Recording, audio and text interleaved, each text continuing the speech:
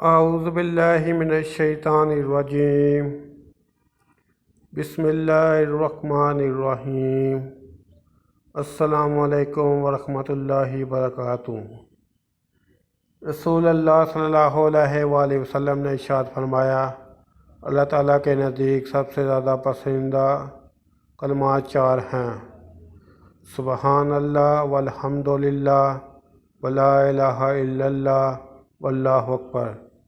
تم ان میں سے جس کلمہ کو پہلے کہو کوئی حرج کی بات نہیں۔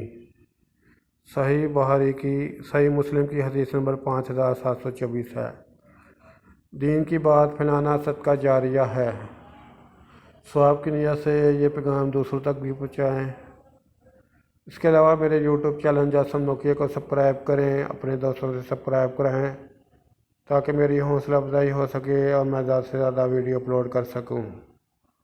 السلام علیکم ورحمۃ اللہ وبرکاتہ۔